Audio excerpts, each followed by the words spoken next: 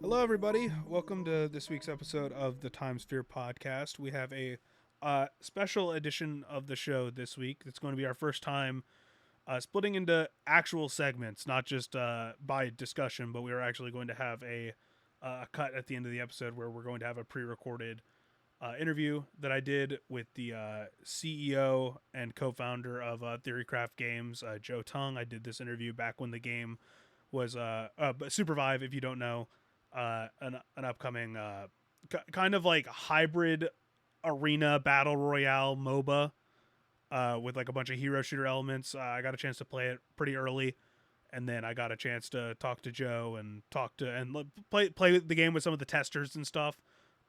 Before the game was like officially starting to roll out and a bunch of the newer changes happened. So never found a place to publish this interview, but I wanted to get it out because it was a very good talk with Joe about like the team, what they're trying to do, a bunch of their history, and just kind of what they a bunch of how the game came to be. It's a really interesting conversation that I wanted to get out there now that the game is going into like open testing during Steam Next Fest and all these things that are going to be live, so you can actually play the game with your friends and stuff without having to get into a beta or a test or whatever. So that'll be at the end of the episode. But for now, Scott and I have our favorite thing to talk about: esports controversy. I love talking about how esports continues to be this absolute. I saw before we get into this, we're going to talk about the bleed controversy going on. I want to mention that I saw. Guess what? This was posted on LinkedIn. So this shouldn't shock you how dumb it was. But someone would be like, "Is esports the future of gaming?" And I'm like, "Bro, not only are you like 10 years too late to that take, but who's writing this in 2024? some dude, some CEO, some tech bro that doesn't actually understand the Mm-hmm. gaming space. Yeah, I've seen someone that take a lot. who lives on and off LinkedIn. Oh, I've seen this take a lot where it's like, "Oh, is esports still the future of gaming?"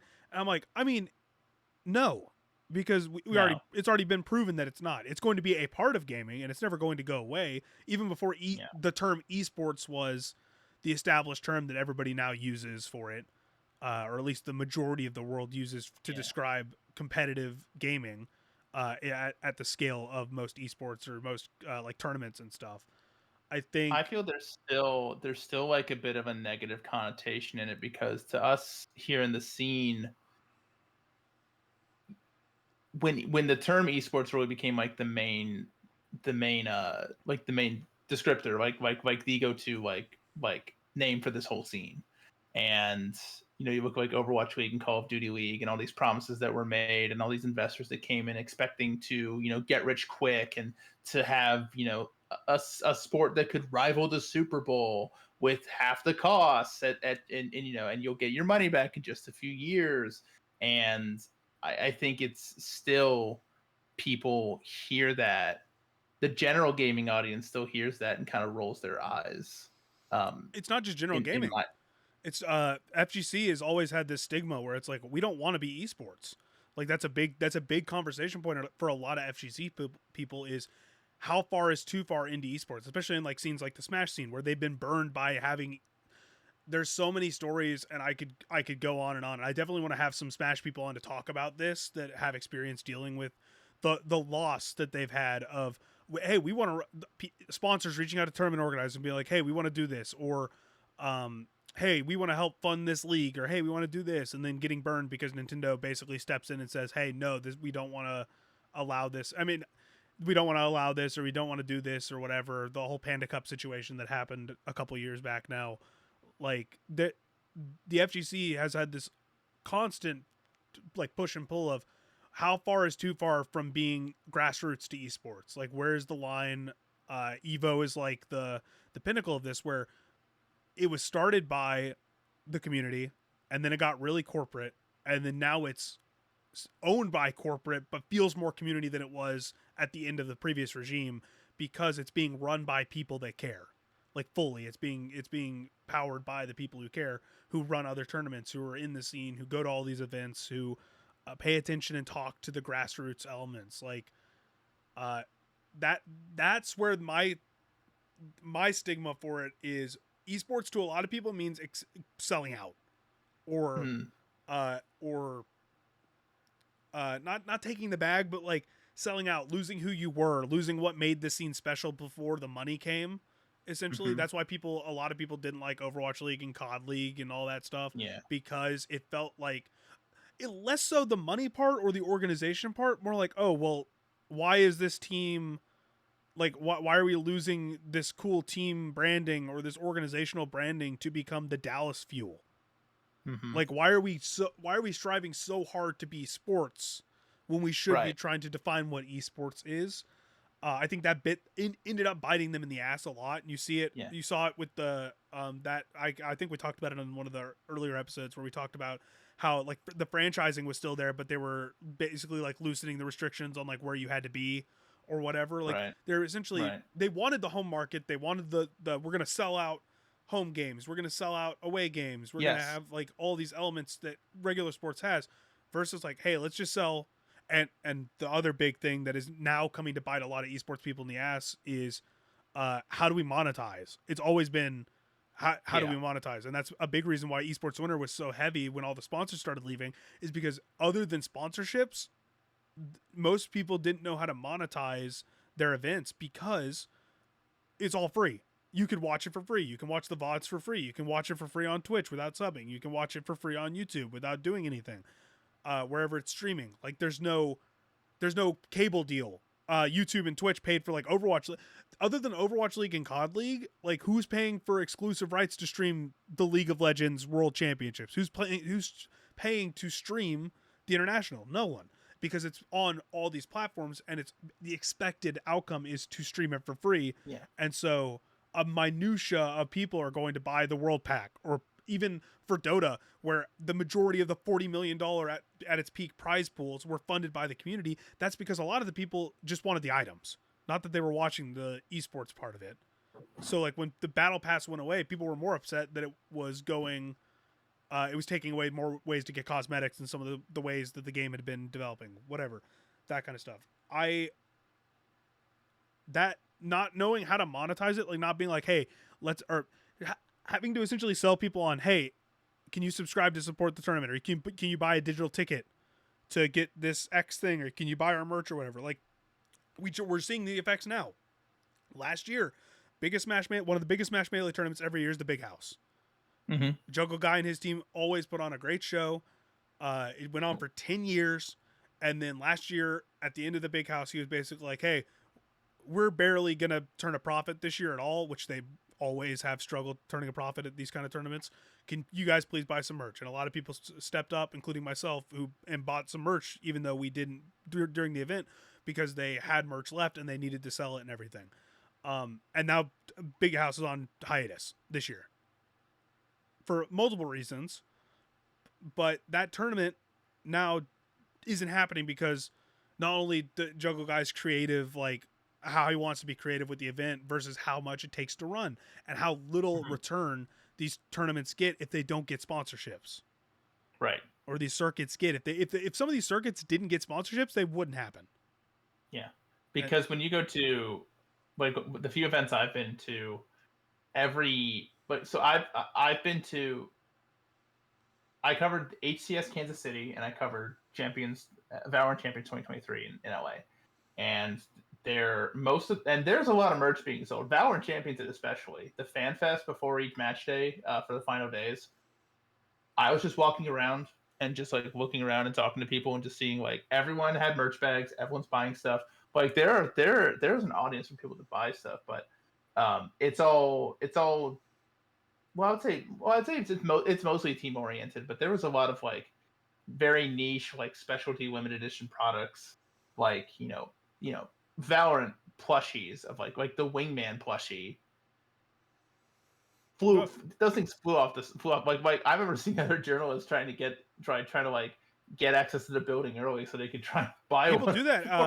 Pokemon Worlds, the Pokemon company lets the influencers that they invite and the press into the Pokemon Center early because they know that they probably won't get a chance to go in after the fact. But you're saying so for the Big House they were trying to sell merch like that specifically funds the Big House event, and Smash it wasn't tournaments do being that. sold. So if you don't know how Smash tournaments work, a lot of the time for some of them. So we had Summit, right? So we had Smash Summit, Beyond the Summit. All the Summit events, the prize pool was funded directly by the shop. It was funded by, like, hey, we have all these cool things. If we reach X amount of like funding, we get another bracket, or we get a side event, or we're gonna do a Mafia stream on after the event ends that'll last a couple hours. Like there were always these bonuses that you would reach, like milestones. It's essentially a Kickstarter. Now, obviously, for the other tournaments that weren't Summit, like Big House, Genesis, like all these events, they just sell merch. But all the proceeds for that merch goes directly to funding the events, because most of these events aren't profitable. Like the people that are making them aren't making a living off of doing tournaments. Like most tournament organizers do not make a living off of doing tournaments. Like depending on your scene, that's depending on your scene. It's for the love of the game. We just saw, it just came out yesterday that Knights Arena, who's been running tier 2 Valorant for North America, the challenger scene, that they are going to be closing up shop at the end of the year. They're essentially going to run stage 3, which starts the end of November and goes to the beginning of December, which is pointless. It, like, as far as I can tell, there is no reward to this event. It doesn't give you any better starting position next year to try and reach Ascension. This is just like, they're just like, oh, you want less, like a smaller off season, you want there to be more events. Okay, here's an event. It's like, okay, you've just given them a useless one that's not going to attract very good viewership. Like, Knights are definitely, like, if they haven't been making money from tier 1 and or stage 1 and stage 2 of tier 2 challengers, or from the challenger scene, they're definitely not making it from this stage. If there's zero stakes and they have teams don't operating even have costs rosters, for how they run those events too. Exactly.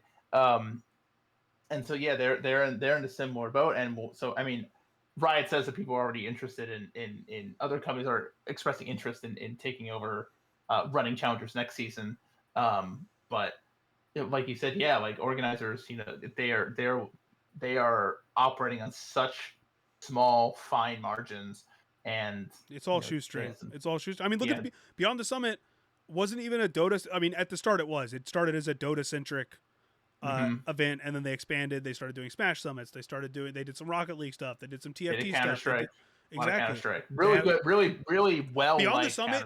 Beyond the Summit was never a disliked brand to step into any scene. If Beyond the Summit ran a tournament, you knew not only was it going to be quality, the tournament broadcast would be great, the content that they put out around it with the skits or anything else, the side events, all of it was going to be fantastic.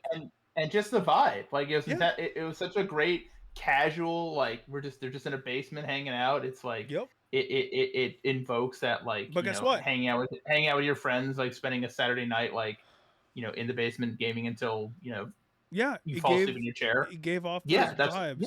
But like, just look at what happened. I mean, like, DPC decides, oh, we're not going to give Beyond the Summit the rights to do this year's Dota Pro circuit before that went away.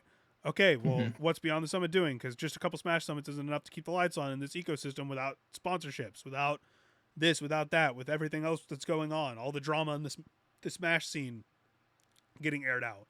And so it goes away. And sure, they're not entirely gone, because Ludwig's group basically snatched up the Beyond the Summit team and is doing game stuff and tournament stuff and broadcast stuff with them still. But it's not the same. We're not getting summits anymore. We're not getting Smash summits. We're not going to get Summit stepping in to do these other things. And on the Dota Pro circuit front, sometimes it's the organizers that are screwing people over, because there's an entire document that I know Knoxville, shout out, one of the best Dota analysts, that keeps up with a payment tracker, where I believe that, who was it? One of the main DPC tournament organizers for 2 different regions still hasn't paid their casters, and still hasn't paid all their players for the DPC a year and a half, 2 years ago now.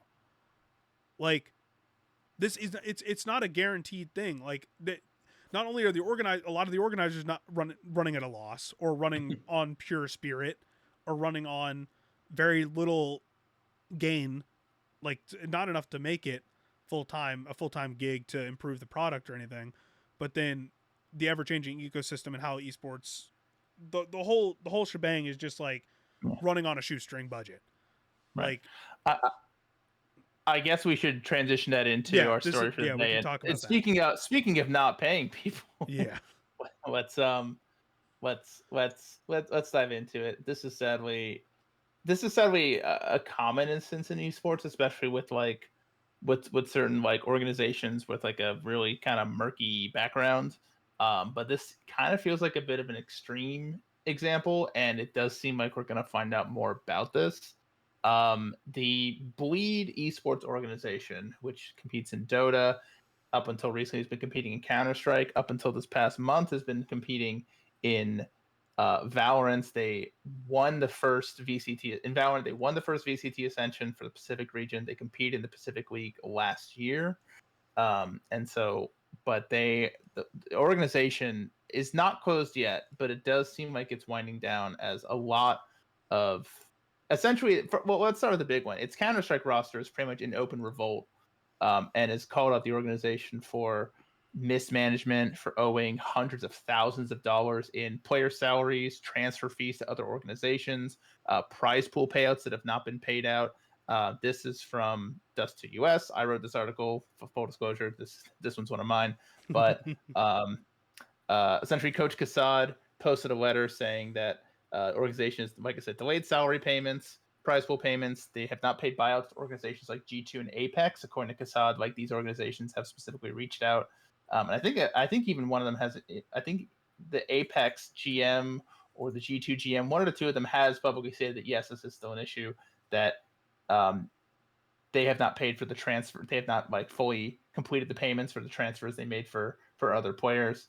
Kassad says that management has either lied, ignored the request, and then quote unquote, on top of everything, the CEO has disappeared from the face of the earth and nobody can find him. We have found him. He is facing a criminal trial. I believe this is in Singapore. There's a hearing scheduled. This is from Deserto. This is from Carver Fisher at Deserto. According to a court, hearing scheduled for October 21st. He's going to defend himself in a criminal hearing under Penal Code 1871, which is about as broad a criminal code as you can get. It can cover anything from theft and assault to extortion and other financial crimes. This might be linked to. I'm just checking this right now.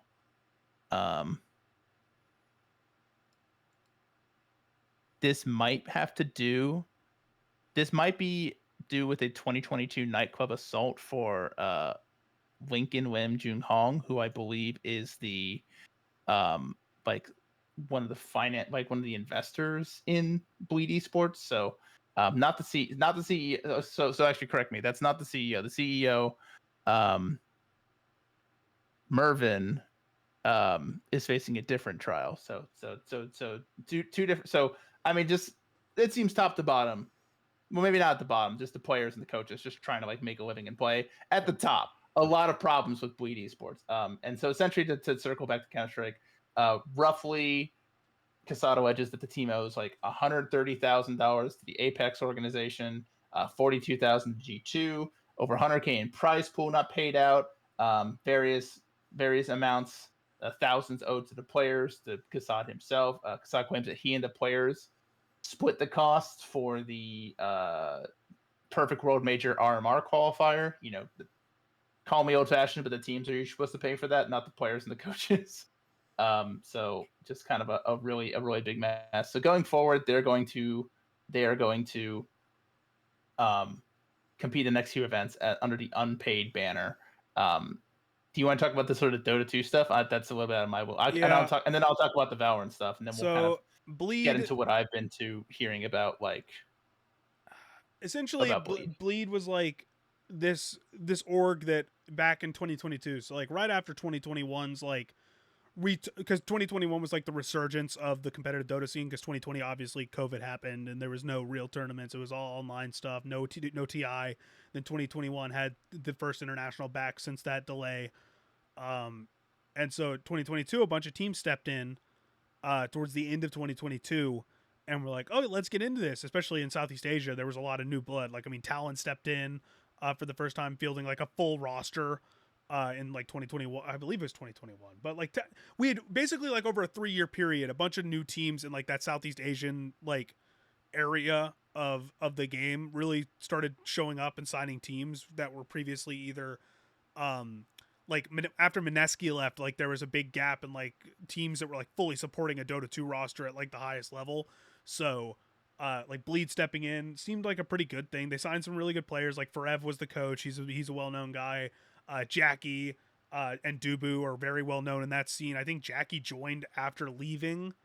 I believe he left. Yeah, he had like a really good run with Boom that year, and then left to join Bleed, and he was on Bleed until the team.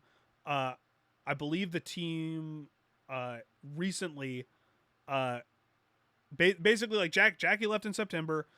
Jackie was like one of the last people to leave. Like this team it doesn't have a Dota roster anymore. Makoto, they parted ways with a bunch of people in May. Basically, they haven't had a really good team in over a year. 2024 was not a good year for them, especially after Corden. Corden basically left to join Team Secret, and then the team just exploded. Right at the start of the year, they weren't very good. Jackie just left. Emo just left. Zeal and Pelosin left the team in August.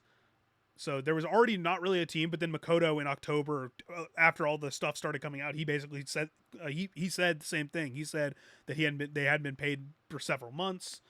That was going very poorly. I was already skeptical of Bleed after they signed Taiga, which I don't know if you remember this whole saga that went on while we were still at Dot, where a Dota 2 player was basically a gambling addiction, had a ton of match fixing allegations pop up with him, and so he joined Bleed at the end of 2023, and then there's a whole bunch of like interviews, and there's this big detailed deep dive by a YouTuber that did an investigative video on it.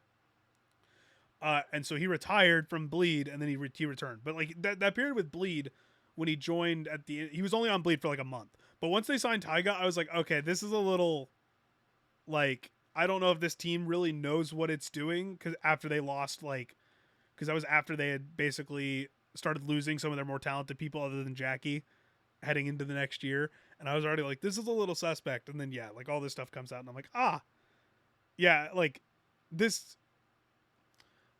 Unfortunately, this level of incompetence, it doesn't happen often at this level, but like we were talking about with organizations, there are teams that haven't paid people, just like there are orgs that haven't paid people, or talent, the people who find the talent for broadcasts that don't pay people, even like full on game, full on people that are running circuits that don't pay people. This is not a new thing in esports. This has been happening since esports became a thing that was making any kind of money. I could name you hundreds of stories of people not getting paid out like prize pools from like local tournaments and like all that stuff. But yeah, players, talent, it's all over the place. I'll let you dive into the Valorant or the Valorant side now. So Valorant was one of the first games that we kind of jumped into. So that's where I knew them 2020. Yeah, so 2021 they jumped in, and in 2020, after 2022, in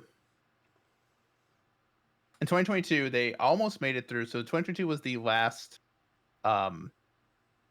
year before partnership. And so it was essentially, they still had Challengers events, and that was your way into make Challengers events and Masters, and that was your way of making it to Champions. And they almost made it to Champions via the Last Chance qualifier. But in 2023, they had to go through Challengers and go through Ascension.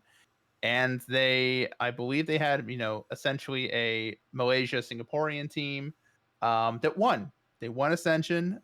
They even won the grand finals 3-0 against Scars, really popular, really good Japanese team. And so it was really, this essentially the time, rules have changed, but at the time it meant they had secured their spot in VALORANT Champions Tour Pacific for 2024 and 2025.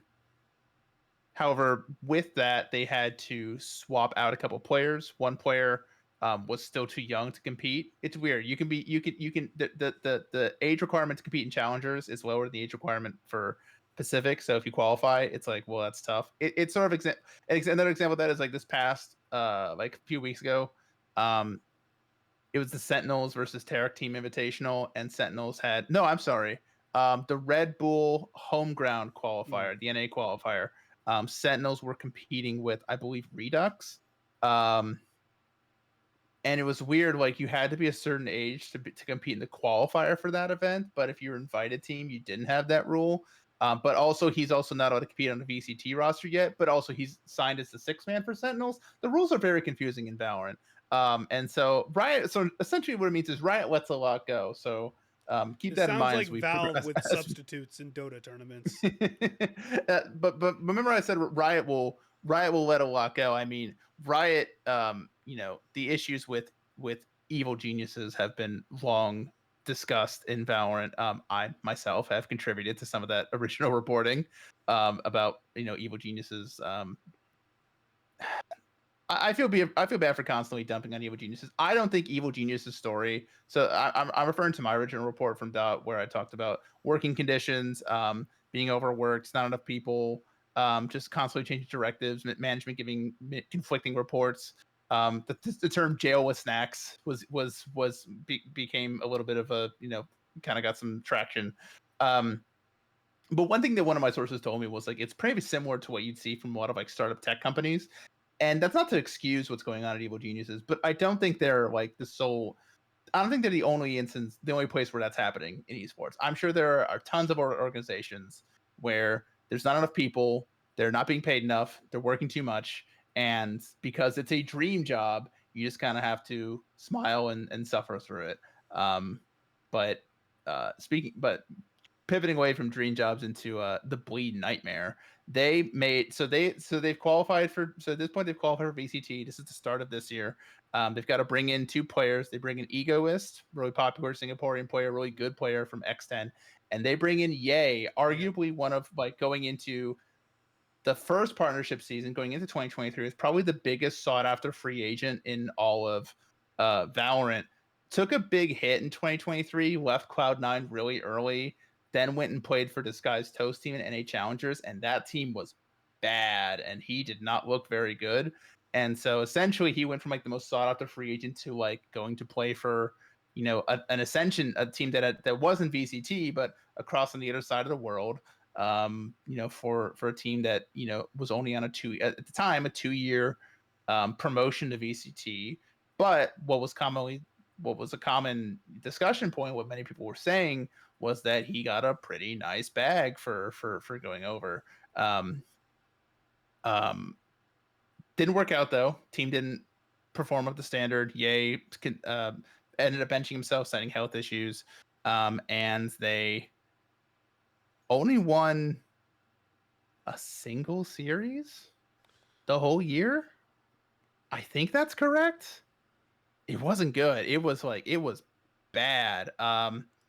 Right, they did. They won. They beat Detonation Focus Me, who I believe didn't win any matches. No, that was 2023 because I remember I wrote about that DFM not winning any matches during the season. So they beat the other really bad team, and that was their only win the entire year. Didn't make playoffs, and essentially, so going into this offseason, there was like another really great star player, Aspas, was going to leave Leviathan and apparently take an even bigger crazy money offer to go play for Bleed. However, this past October, Riot stepped in and said, "We have made a decision to remove Bleed from the Valorant Champions Tour and VCT Pacific." Also, for context, Riot also changed the rules for Ascension. So instead of just 2 years and then you're out, if you qualify via Ascension, you can stay in if you meet certain performance standards. If you finish top 4 in your league, like one of the international leagues, by which you also qualify for champions, you just stay in. You're back in VCT next year. And so G2, ironically, made champions this year, but those rules don't go effect into this upcoming season. So it's like, oh, okay, now you got to do it again. Otherwise, you're gonna go down again. If you qualify for the playoffs, like regional playoffs, but you don't make champions, then you get like an automatic spot in the Ascension tournament again. So you'd have to like win that to get back into VCT. And if you finish like dead last or anything like that, you just get booted. But to make a long story short, since Riot, after a tumultuous few years after a tumultuous first season in VCT, Bleed Esports was quote unquote terminated due to failure to comply with critical reporting requirements and other key obligations under the team participation agreements. Due to persistent operational failures of the team, Bleed Esports will no longer participate in VCT to protect the best interests of the players and the league. That sounds a lot like the team is not paying their players. They are not paying. They are not doing their due diligence. They're not, paying what they are owed to not just players, but to maybe employees. We know we're pretty confident from Counter-Strike. They haven't fully paid off other teams for their transfers, for transferring from other players. They haven't paid out prize pool winnings. Not that Bleed Valorant had any prize pool winnings last year, but still. So Boom Esports, who were the runner-up from Ascension 2024. Yeah, because who won Ascension in Pacific this year? Sin Prisa, a South Korean team, won Ascension, and so because Bleed is going out, they're just going to promote another. They're going to promote the second place Ascension team, Boom Esports. Who Shout out Boom. Shout out Boom. Yeah, Boom's been around pretty Forever. much since They've been in Dota forever. Yeah, they've been around Valorant since 2020. I've heard almost all good things about Boom Esports. Yeah, because they're very small organization that has been around. Yeah. For a long time, been really good to a bunch of people. So there's a lot more to I think we're going to discover a lot more about Bleed over the next few weeks and months. Ye is essentially threatening to blow the lid on what went on with the Valorant department, which I think will be very interesting. I'm currently looking into some information that I'm coming across about the founders and the investments behind Bleed, and from from what I understand, they never applied to be a permanent partner team, and why they went the Ascension route instead. And I think some of it has to do with like their financial status and what they didn't want Riot to see. A lot of this I still need to look into. I'd like to verify. If hopefully this will be something you read about in the Spike Drop newsletter. We do a little plug here. Ideally we're gonna have that come out next week or this upcoming week. What's today? Today's Saturday. We're gonna try and come out Tuesday or Wednesday. Doxing when we record the podcast. How dare you, Scott? Yeah, by the time this drops, it'll be Scott before the podcast said that it would probably drop a couple days after this if things go right. It should drop a couple days after the podcast goes live. So if you're listening to this the day it launches, might not be out yet, but if you're listening to this at some point during the week, then it might be up. So go give Scott a follow anyways over on his new newsletter, especially if you're into like deep weeds or like community, like just reporting when it comes to Valorant. I think next week will be a doozy.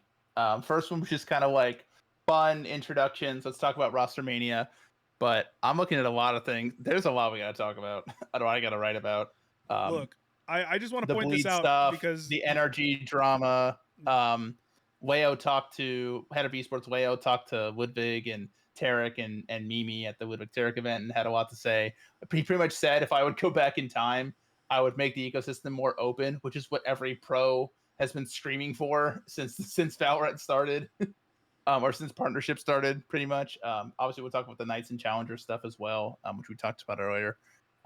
Or I'll write about it, is what I mean. We won't talk about it. Yeah. Maybe we'll do a video. Maybe I'll do like a video, like videos accompanying that newsletter in the future. But it's a slow start. Look, the concept of content creation is a very slow ball to roll, and it also takes a lot of experimentation to find out what works.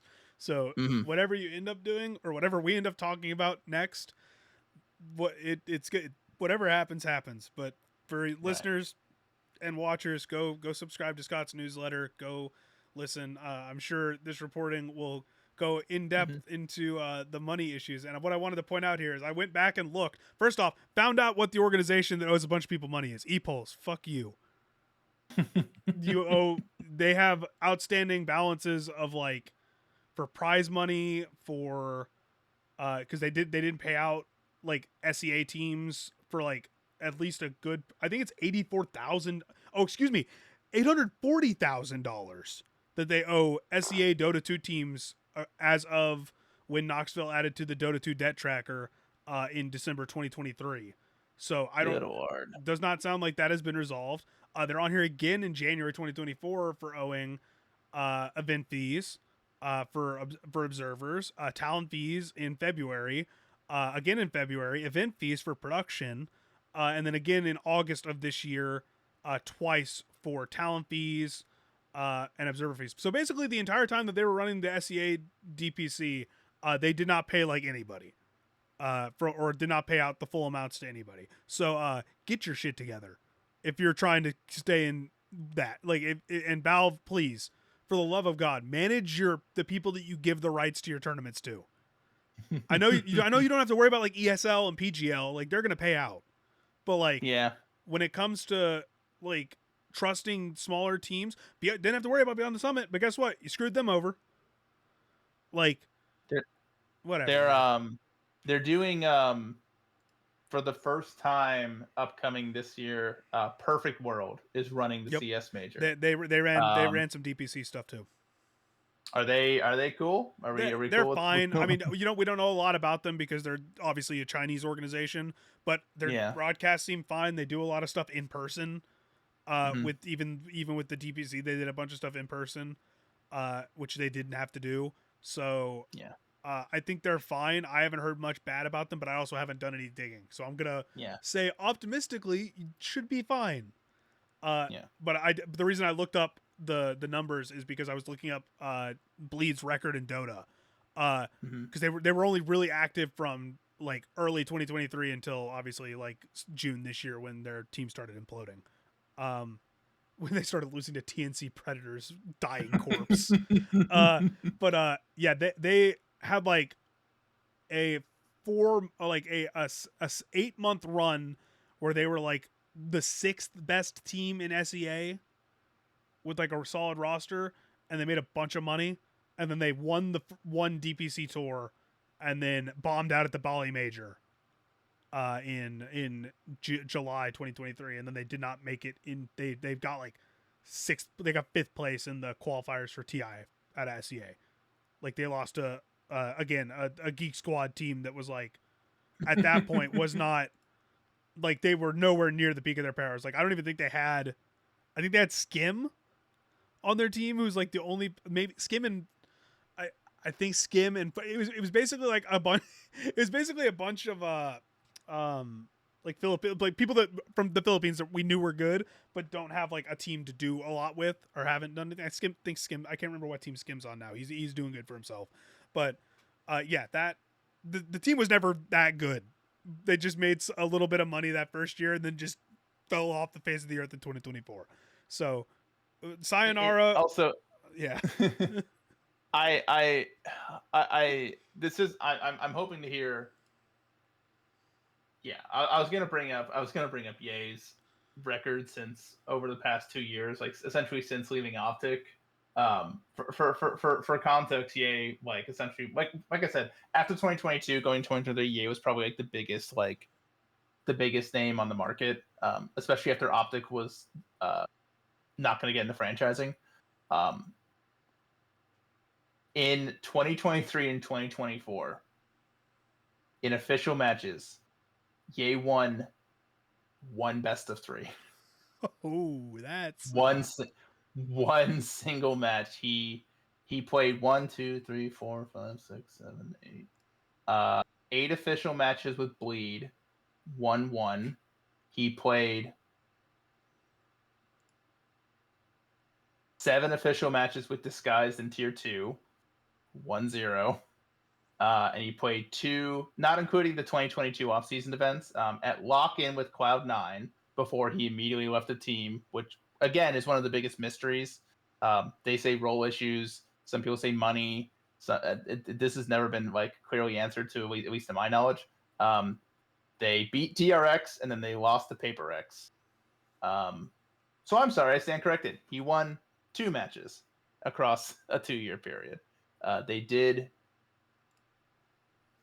They beat Paper X. Excuse me, Paper X, who ended up competing in the grand finals of champions that year. They soundly beat Paper X. And then he didn't win again until Bleed beating Detonation Focus Me a year later, and then he left halfway through the season. I don't know why I felt necessary to bring this up, because I do want him to come out and talk about this Bleed stuff, but like, no, you're good. Yes, I will see this. I hope he doesn't read the news. Well, I mean, I won't put that in the newsletter, so if he reads that, that'll be fine. Yeah, he's more likely to read your newsletter than watch this. He's more likely to read the news. That's true. I do want to. I would like to publicly recant my statement and apologize to TNC Predator. I was not aware of your game. Because I was fired right after this team was formed, so I was not paying much attention. Cuckoo's actually playing the captain for that team. Very good person who was the team captain for a really good Talon team and really good Geek Squad team. That was why Talon signed them. So shout out to Cuckoo and that squad. Glad TNC Predator is back in the game. So glad to see them back. I'm sorry I called you a dying corpse. and again, shout out to Boom. Yeah, shout out Boom. Shout out Boom. Some OGs, good for them. Let me this go. This is where we find out, like, in 2025, it's like, oh, Boom gets boomed. That's look. We find out that they're doing some shady stuff, but no, probably we're just I'm hoping not, because I don't need more esports drama in my life. No, I have enough in Valorant. I got to talk about the NRG, like former coach, current coach, and the former coach going after each other. Like, it's messy. Like, it is messy in North American Valorant right now, and I love it. I love it for the record. All right. Well, let's pivot away from esports talk, which I'm sure we'll do again. Thank God. Yeah. Sorry for those of you who don't like esports talk. Sorry. We don't like it. We don't like doing this. That's true. That's true. We don't like doing it. Let's talk about a fun game coming up, and what it means to try and survive on and how to make a popular game, or how to make your game popular. So how not to follow Concord's example, basically. We got game. Yeah. So if you don't know what Supervive is, weekly Concord roast. Weekly Concord roast. Although, did you see what's happening with that game? Just kicking a corpse at this. Yeah. Well, did you see what's happening with that game still? I see that it got it has been consistently. It has been consistently getting updates behind the scenes on Steam. I think you might have been wrong. I think it might be coming back. Well, I'm happy to be wrong. I remember saying I would like to see it get another try, put it on Steam, do a free to play. I think it might be doing. I think it might be doing They might be trying to do a pivot for early next year. I mean, yeah, but I don't see them doing. They're not going to be investing a lot into this. They already did the investment. The investment was the entire. That's what I'm. They are probably doing what they were going to do with the main game anyways. They are probably going to. They have the first year of whatever done. And then they're going to support it through another year. So there'll be 2 years of content before it shuts down, just like most live service games. Now, I'm looking at you, Square Enix. I'm looking at you. Stop doing that. Yeah. So this is what's of interest to me. Are they going to try and monetize this content? Yeah, they're going to some way. But see, here's the thing. I feel like what they should have done is not issued refunds then and say, hey, if you have the game, everything that you were gonna get anyway for free is still yours. Like, you paid for it, you paid for the $40, you were with us on day one. All of our stuff coming out, you're getting that, blah blah blah. And then, and essentially, like, all the new well, that's what Foam Stars is doing. Foam Stars just went free to play. Who cares? Well, I know no one cares. I'm saying because that's the model they did. They went free to play after. People care more about Concord than they do about Foam Stars. But the idea is the same, where it's like, hey, $40. You pay for the $40 or whatever the Foam Stars was at launch. Hey, we're going free to play now. You get to keep all the stuff that you had. Yes. You get to keep all your stuff, and we're giving you more legacy stuff to show that you were already back in the game and playing the game. That's what they. But I don't even think Sony. I don't even think Sony knew what the plan was after they killed it. So I don't think they could have done that, because the only way they could have wrote it off as a tax write-off or whatever they were going to do with it if they didn't bring it back was if they refunded everybody. So I think they wanted to keep all options on the table, and then maybe over the course of the last month they found something that works, or they think what worries me. what worries me then is now this small but dedicated audience. I consider if you bought the game, you're part of the dedicated audience, because it is not a lot of people who did that. And now I feel like those people who are going to be like, oh, now, like, hey, at least you got your money back, but now, like, this stuff you have to, like, well, I guess it depends on how they do They'll it. find a way. Like, They'll probably do like the yeah, Helldivers system, I think, because Helldivers, even mhm, though it was $40, you could still pay the extra 10 and get like the supporter pack or whatever.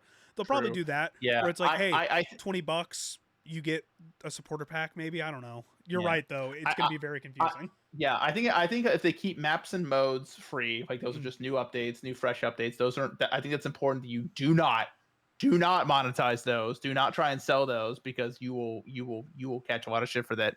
Heroes, or whatever the characters are called. Uh, I don't It has know. to be, if they want to compete, especially if they're going to launch within the next 6 months. They have to be free, Hmm. because otherwise, Marvel Rivals are just Yeah. going to eat your lunch. Then what are you monetizing? Just cosmetics? It's going to be cosmetics, battle pass. Maybe they do like special stuff. But what else is in the battle pass other than cosmetics? Is what We don't I'm even know, asking. because there wasn't. I don't even know if there what plans for a battle pass or what plans for cosmetics there were that were Right. going to monetize. Because it was So because it was we just don't an upfront know. cost. They weren't going to monetize. What Yeah. you So were saying earlier about how they're going to monetize this is the biggest question mark, because we don't know, because they weren't going to you monetize don't it that know. way. That's why it's going to be a hard. Like, the idea of launching as a free to play thing is still going to take time, just because it wasn't built like that. So that'll be the biggest question mark, and it's going to be one of the biggest hard sells. Not only because of the game's reputation before, but also because of like, okay, well, this was going to be free, or this was going to be included in the $40 thing. Why do I have to pay X amount for it, or why do I have to, like, there's a lot of question marks. We're going to have to answer that. But talking about a game that's not doing that, and we still don't know everything about it because it's not going to be fully out. Right. It's not fully out yet. But we will pivot to talking about. I can't believe Concord distracted us again. Look, whatever. We're going to talk about. We're going to talk about a game that I played and actually enjoyed now. Yes, me too. Yeah. So Supervive, if you don't know, is a game by Theorycraft Games. It's a big team of a bunch of people from a bunch of different places. League of Legends, fighting A lot games, of Riot people. a lot of Riot people. But also like a whole bunch of big studios that you would recognize, and a bunch of really big names from those studios coming together to work on a new game called Supervive, which is a kind of like really weird and interesting hybrid of a battle royale, a hero shooter, a tactical game. MOBA. Yeah, MOBA. So like, if you haven't seen this game, you can definitely go watch it. You're gonna be able to play it soon in like the Steam Next Fest. You're gonna be able to do a whole bunch of stuff with it. So definitely go look at it. It's been around for over a year. It used to be called Project Loki. I remember reporting on it last year when it first started going into testing. Mm-hmm. But the whole point of the game is essentially you're playing top down like a MOBA, but all the mechanics in the game are a mix of MOBA, hero shooter, battle royale. The entire the arena shrinks with a storm. There's interactables that you use to get new equipment and new abilities and upgrade yourself and level up. There's every hero has unique abilities that are already unlocked, but you can unlock them over time, like, and improve them over time. There's a whole bunch of mini bosses and stuff on the map. It feels like it feels like what they were going for. And I know I talked to Joe, the CEO of the team. I know I talked to him about this in the interview that you'll hear here in a bit, where he talked a lot about like how the team wanted it to feel, making sure that the feel of the game, the movement, the interactions and stuff all felt like the world was living, and that like an experience you wouldn't have.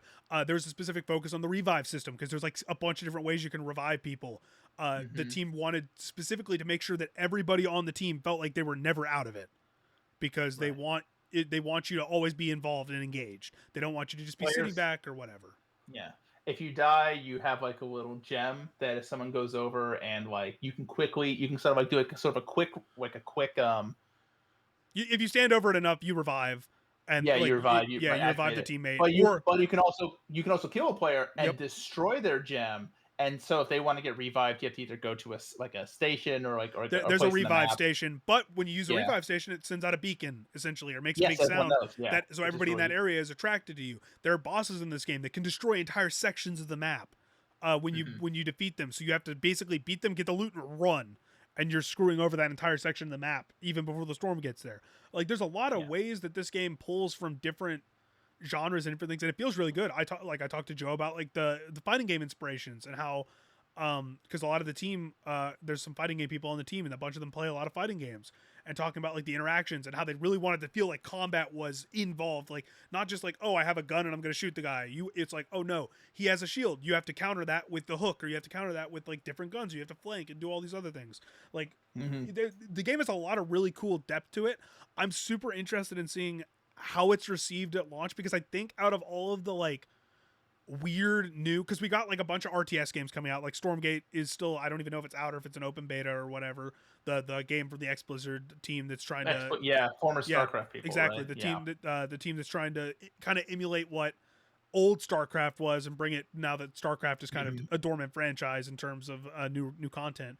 But there's like a bunch of these games that are like inspired by or trying to revive this thing. This is the only game that's in like out of the, I mean, it's kind of doing the same thing Deadlock is doing for its genre, where it's like, okay, we're gonna combine MOBA and hero shooter and like tactical, tactical combat. We're gonna do this thing that hasn't really been done before. Because Smite is similar to that, but it's still more of a MOBA than anything, more than an action game. Whereas Deadlock is more of a MOBA that is inspired by hero shooters. So you have to. Supervive is the same thing. It is a MOBA, or it is a. I actually think it's more of a battle royale that is inspired by MOBAs. So it's the flip. That's the perfect description. It's the flip of Deadlock. Where as Deadlock, if you go into that as a hero shooter person, you are going to be at a disadvantage just because sure you'll have the skill to do things, but you need to learn the intricacies of a MOBA, how to lane, how to deny creeps, how to micromanage your abilities and like when to sell, when to buy, when to do all these things, when to take bosses and stuff. You're gonna have to learn that. Whereas in Supervive, it's a lot like, it still has more MOBA influences than I would say.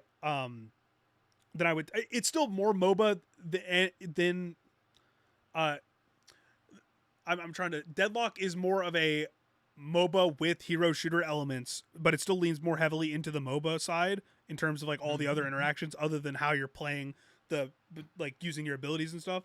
Whereas Supervive is like a more of a blend of MOBA and battle royale, because you still have to do both. You have to do both things at the same time. There's no like, oh, if I play this like a battle royale, I'm screwed, or if I play this like a MOBA, I'm screwed. You can do either or. There's benefits to doing both because there's micromanagement, there's map control, but the battle royale elements are loot is dropping, or like more loot than you would expect from like a normal MOBA. Like obviously, like some creeps, like if you kill Roshan, you're gonna get like the Aegis and a bunch of different items. Like you're gonna get like cheese or whatever if you defeat the boss, along with the experience boost. But in Supervive, there's chests, there's vaults, there's mini bosses, there's big bosses, there's a train that moves around the map. The movement, you can fall and die if you fall into the void. Like by doing movement wrong, you can get shot out of the air and plummet to your death into the void, or take damage if you get shot out of the air. Like there's a lot more to this game than it is. Like you take all the movement and freedom of Fortnite and you put it in a MOBA setting with an ever changing world. An ever changing world, and like all these different elements from MOBA, from hero shooter, from even fighting games. Like I said earlier, like playing this game isn't really like playing anything else, and that's a really high compliment for this in the space where it's getting really crowded. With because Fragpunk is in beta testing right now, or in closed beta testing right now. It's not trying to kill Valorant. It's trying to supplement Valorant with this really interesting, cool card mechanic where every round your team has to vote on a card to use, and it changes the map, it changes your guns, it changes the enemy team. Like it's doing enough to really take, to set itself as like something completely different from a game like Valorant or a game like Counter-Strike or Overwatch. And that's why a game that I was really high on when it came out, but is now struggling a lot, is Spectre Divide. The game that had a lot of Shroud promotion.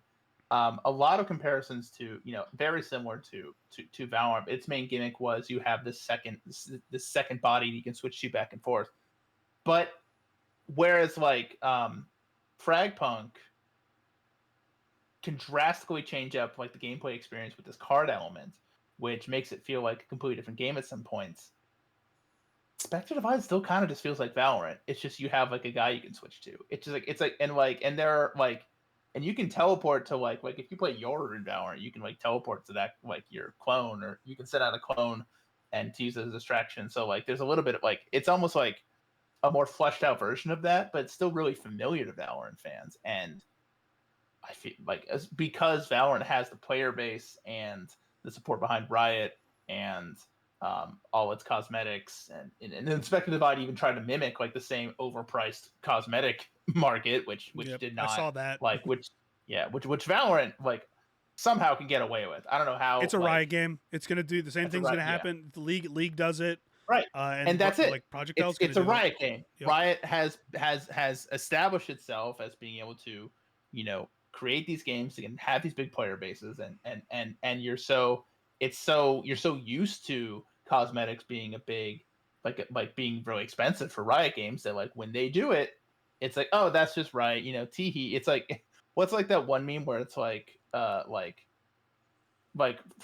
flirting versus harassment meme, like when Riot does it, it's like, security. Oh, that's nice. Yeah. But when Spectre Divide does it, it's like security. Like they're charging $60 for a skin.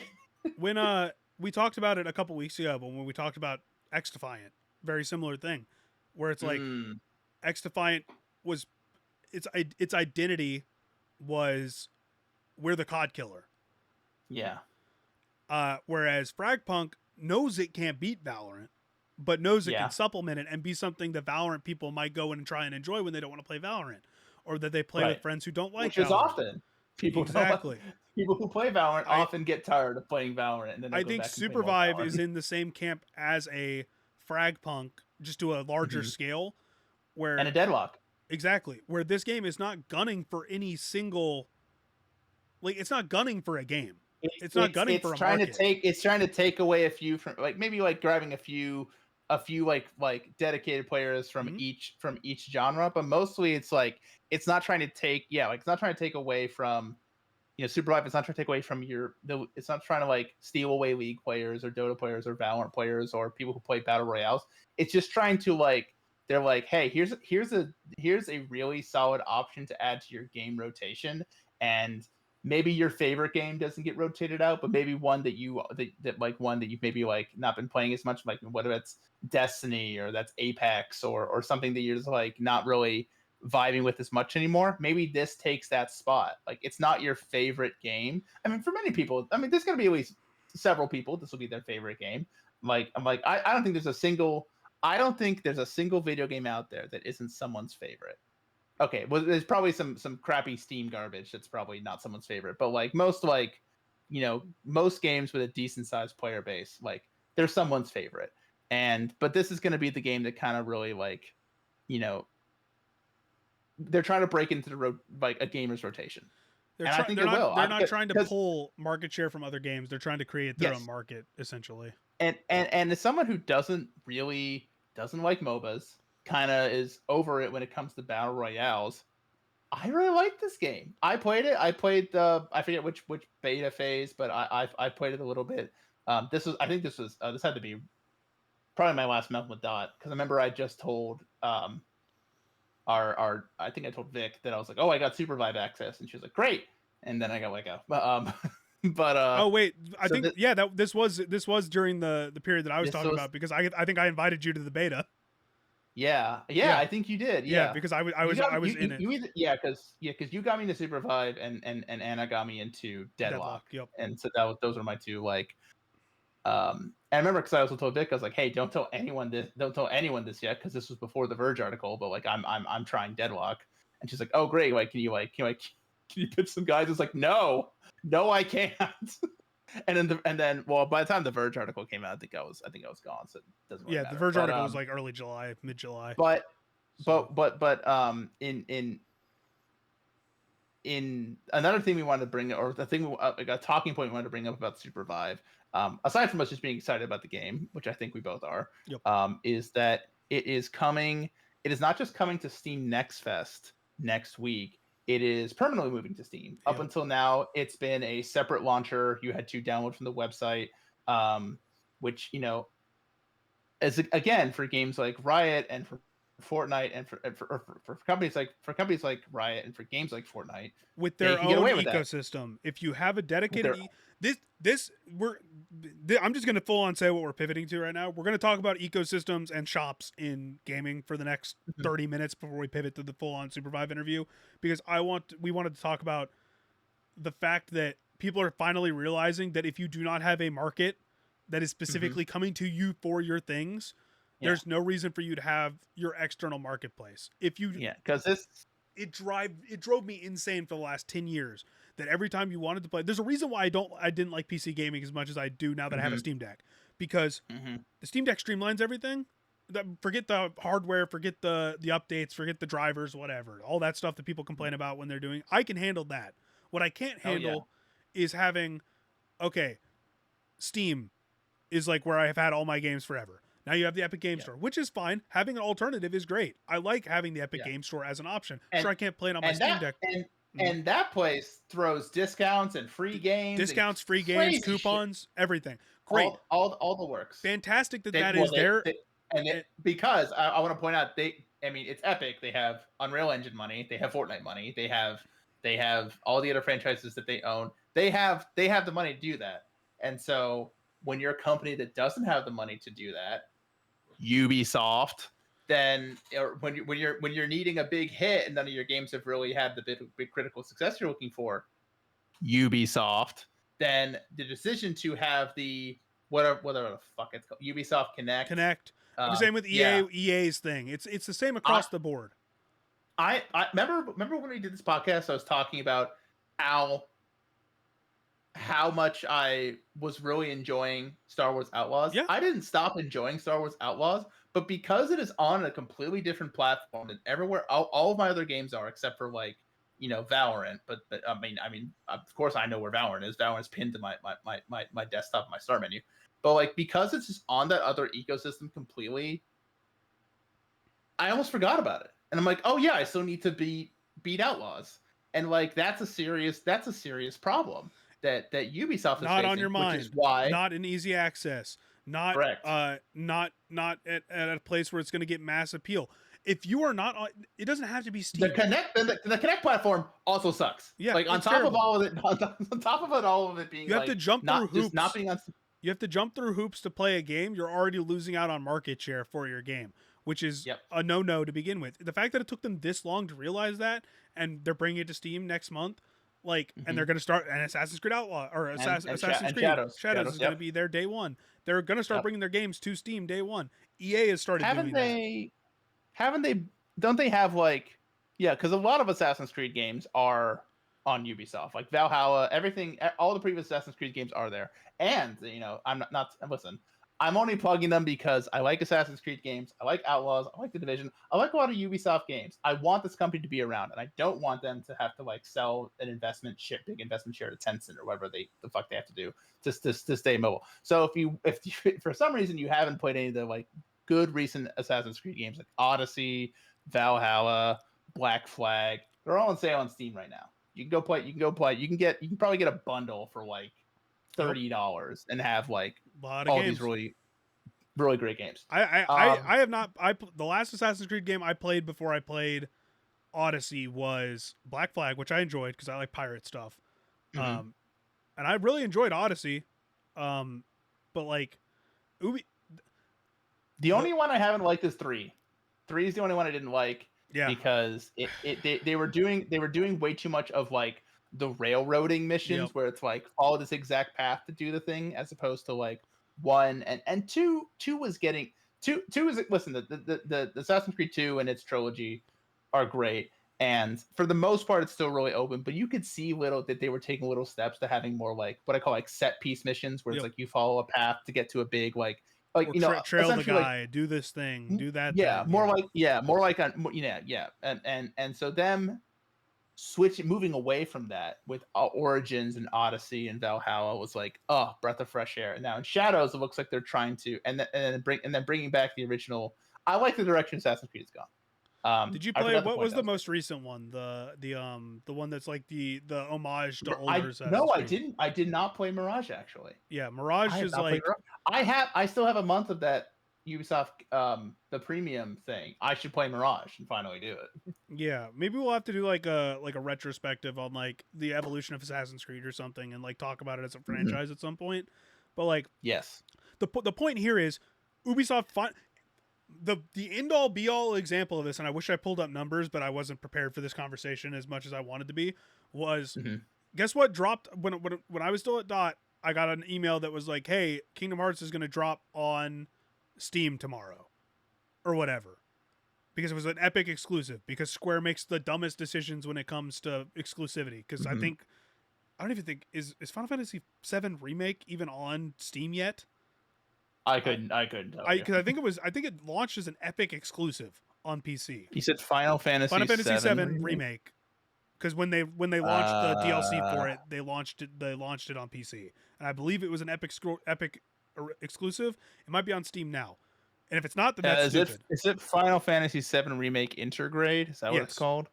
Yes, it is on Steam. Okay, cool. So it launched as an Epic exclusive, I'm pretty sure. Regardless, wait, this isn't released. It says it released June 2022. Is that right? Yep, because it came out in. So the original game launched. Well, maybe it did launch with whatever. I'm not going to get into the weeds here. Regardless, Kingdom Hearts was not on Steam. All the games were available on PC, but they were only on Epic Game Store. They come to Steam and they immediately start selling like hotcakes, and they reach a giant player count. And there's like it's in the top like 10 games on Steam or whatever for a week and a half. Oh, like, okay. So it came to Windows December 16, 2021. So this was like 6 months before it came to Steam. So it came out on. I'm pretty sure via the Epic Game Store. While anticipation was high, the port was criticized by players and critics for its stuttering and lack of customization, both stemming from a lack of optimization. It was released on Steam June 17th, 2022. Sounds like a Square Enix PC port. But yeah, like that was an issue. And guess what? They fixed it. Rebirth isn't on PC yet, but it's going to be, and it's going to launch on Steam day one. There's no way it's going to be an Epic exclusive. Unless Epic already paid them out and whatever, just like Square Enix is going multiplat. They've said that publicly. Their future games are going to be multiplat. But whatever the third game of the Final Fantasy VII Remake trilogy is going to be called, is going to be a PlayStation exclusive first, unless something drastic changes, because Sony already paid for the exclusivity and was like helping fund the games or whatever that deal was. So, and that was the reason that Epic Games was able to get some of these exclusives. They could just pay for it. They would just, and so even like, so a game like, Alan Wake 2, great example, absolutely critically acclaimed, Game of the Year candidate, Game of the Year winner in many categories, and then its sales didn't do enough to make up for the cost of the game, but those numbers don't include however much Epic is paying for the game to release, or how much Epic helped fund the game, how much support Epic is giving some of these developers that use Unreal. Remedy's an Epic, they're an Epic developer. Yeah, like. You don't understand like the behind the scenes deals, like however much Xbox is paying for exclusivity on Game Pass, how much Xbox is helping people. There's not just the money that exchanges hands for exclusivity, but also hey, we'll also help you develop this game. We'll give you resources. We'll give you help to port. We'll give you like all these things. Like there's other things that go into this. Yeah, because there was like discussion about like, oh, Alan Wake didn't sell enough to be successful. It's like no, it is successful. It is a successful game, like it between the support it got from Epic, between the the exclusivity costs and then the sales it made, and then I think it is eventually coming. To Steam. It might not. Who knows? The exclusivity for Epic stuff that's published by Epic is a little different. Yeah, but we'll see. Regardless, the whole it's that thing. They'll do it when they're like, all right, there's no more juice to be wrung from this this fruit while it's here. Where it's not selling any more copies. It'll be next year. It'll be after this second DLC drops. People who wanted Alan Wake either got it for console or they've already come to the Epic Game Store. So at this point, let's just throw it on Steam and see how much more money we can get out of it. Yep, basically.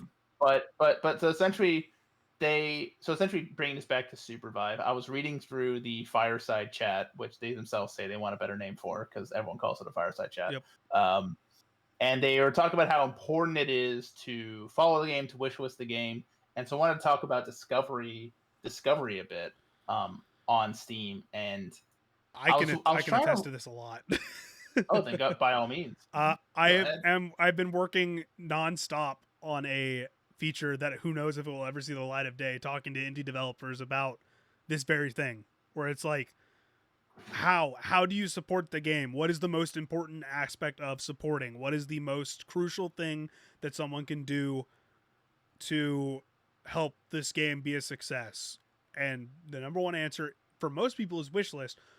But I got a really good answer from the lead developer of Kitsune Tales, a platformer that came out in June or in July. When I got to sit down and talk to them at a very lengthy interview, that I might do another one of these where we do a couple topics and toss that up in as an interview, because I've already used part of it in my review, and I'll use it again. I'll use some of the quotes again if I end up getting this published somewhere. But the idea is basically, yes, wishlisting is important, and it is a very big thing because it essentially tells Steam you're interested. But the real importance comes when the game launches. If you do not buy the game that you wishlisted, that I don't think it negatively impacts the game, but that wishlist then becomes almost meaningless, because the wishlisting is an initial boost. It is an initial, like, hey, here is, and I'm paraphrasing this because I haven't gone back and listened to some of these interviews that I've done in a couple months, but it's an initial boost that tells Steam people are super interested, and they're going to put you into this like upcoming games that are hot or whatever. These lists that are like boosting and boosting and boosting, and constantly getting attention put on them because these numbers are going up, and that Steam is going to keep referring back to it. But if you don't buy the game day one, if you don't review the game, I think it takes 500 reviews to get something to overwhelmingly positive.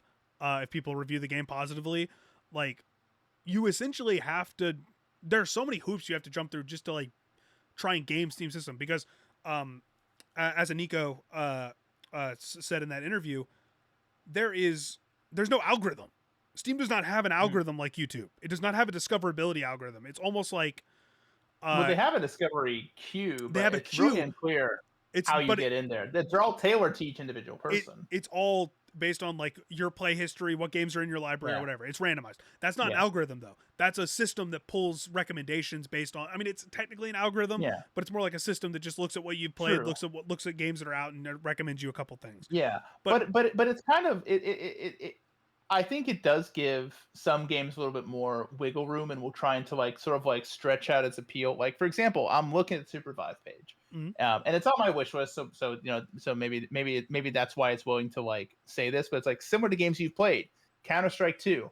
It's not really. I wouldn't say Supervive is like Counter-Strike at all. So it's like also like Rainbow Six Siege. It's like, okay, maybe a little bit more than Counter-Strike because there's different abilities and characters you pick from, blah blah blah, and but even then, none of those seem really a lot like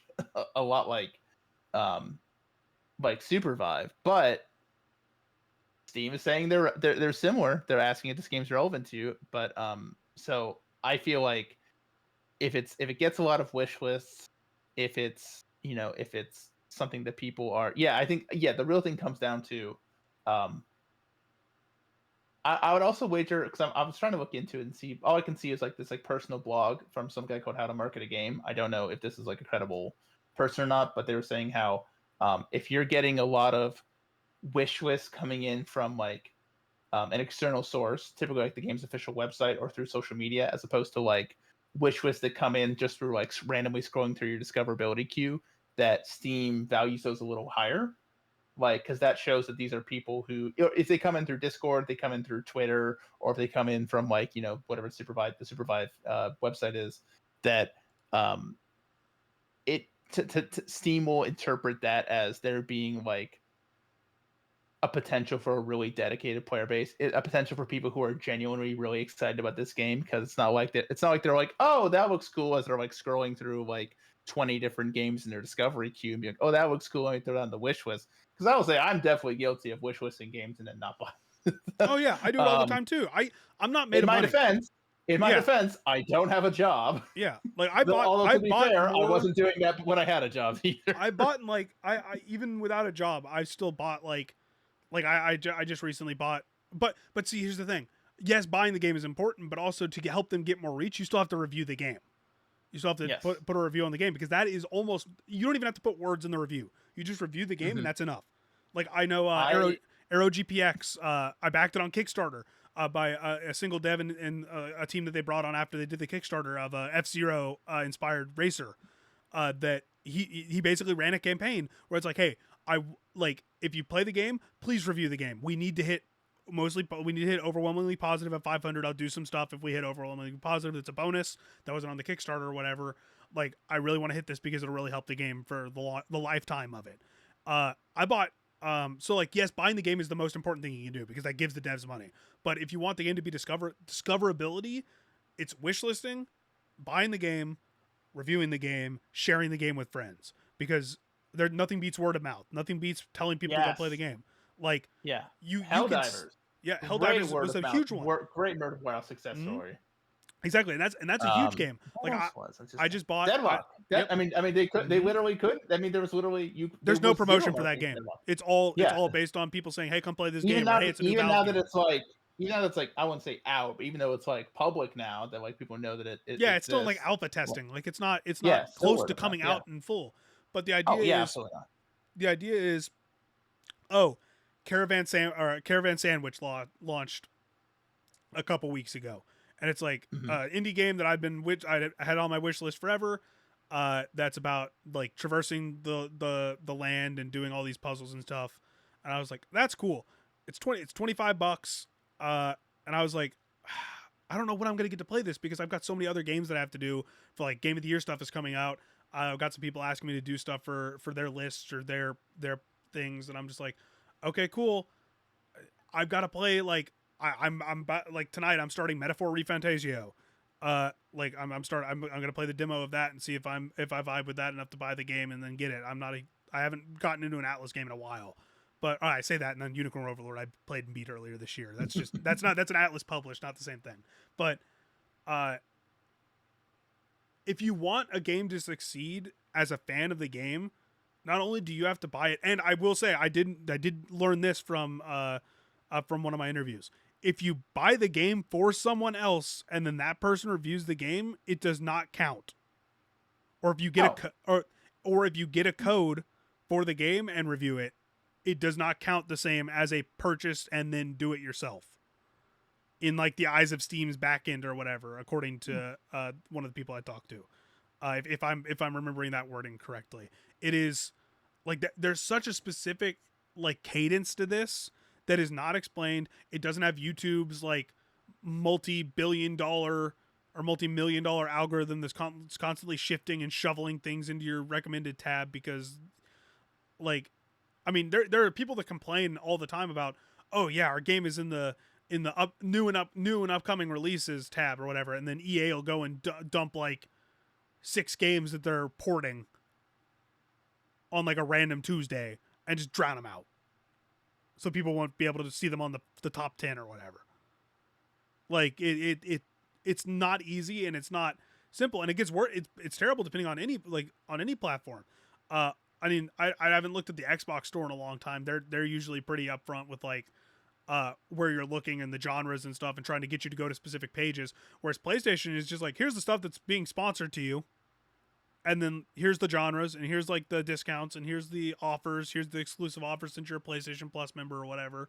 So you have to go digging if you don't want to just see like the top games that are being played or the top sellers, or the sponsored games. Nintendo's also terrible at it. At least they have like you can sort it. You can go to, hey, these are the top 30 games that are being bought right now. Here's the top 30 games that are being bought that are only digital.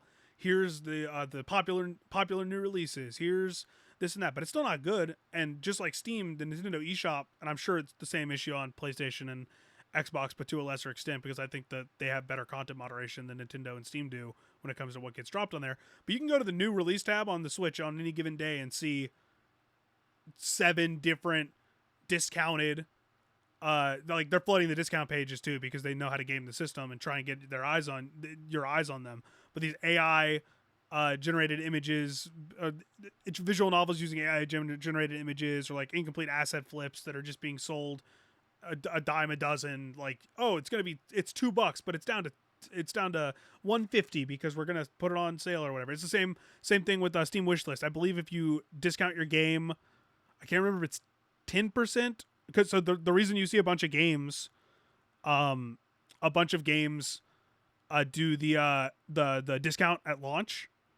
Mhm. Like you'll go and you'll see like the 10% Yeah. discount at launch or whatever, is because if you do a 10% discount, it emails everybody that wishlisted the game.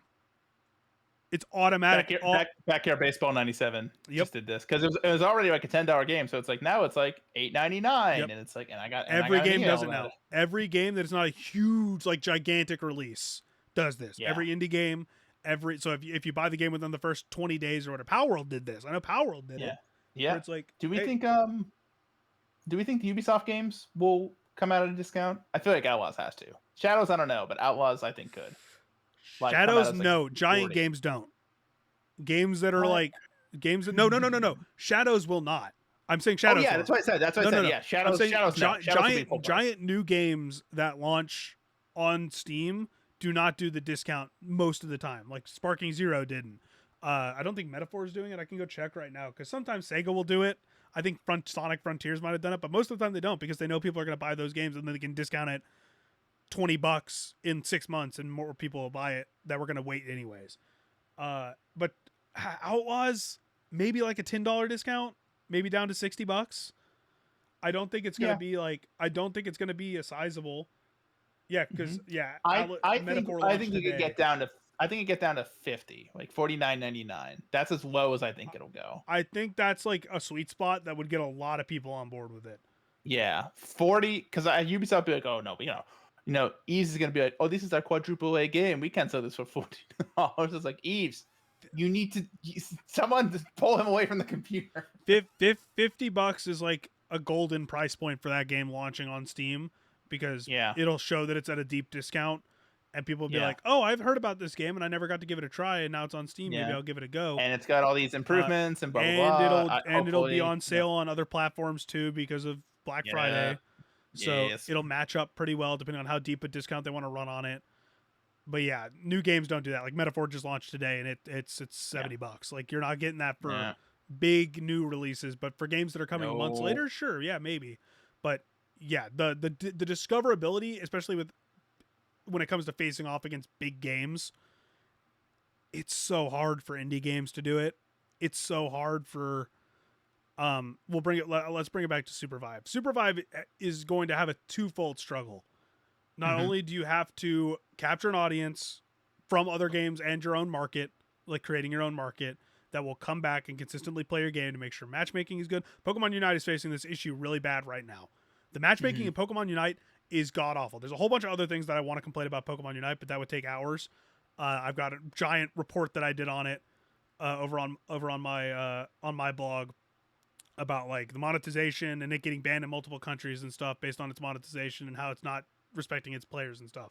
But the matchmaking is terrible. I stopped playing the game because the matchmaking is god awful. Mhm. Once you get up into like ultra class and ranked, it's basically just like you're playing with the same 6 people unless you wait a minute to matchmake, and then you're gonna get matchmaking. Like if you wait too long, you're gonna get put into lobbies in different countries and stuff.